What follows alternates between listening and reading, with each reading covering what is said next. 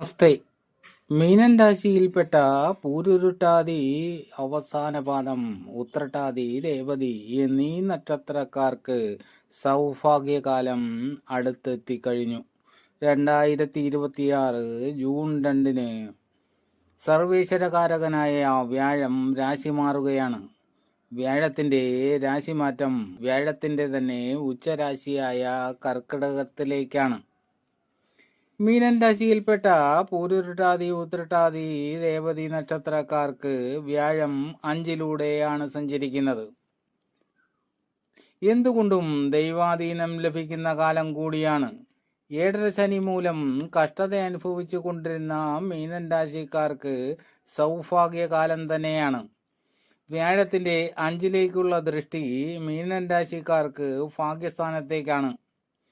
അതേപോലെ വ്യാഴത്തിന്റെ 7-ലേക്കുള്ള ദൃഷ്ടി മീനൻ രാശിക്കാർക്ക് ലാഭസ്ഥാനത്തേക്കാണ്.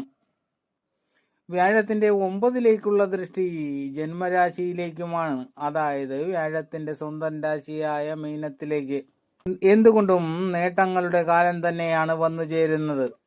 സുഖം, ഉന്നതി, ധനാഗമം, കാര്യവിജയം, ബന്ധുസുഖം, സ്ഥാനമാനങ്ങൾ, സന്താനസുഖം, സർക്കാരിൽ നിന്നുള്ള ആനുകൂല്യം ഇതെല്ലാം തന്നെ നേടിയെടുക്കാൻ കഴിയുന്ന കാലം കൂടിയാണ്.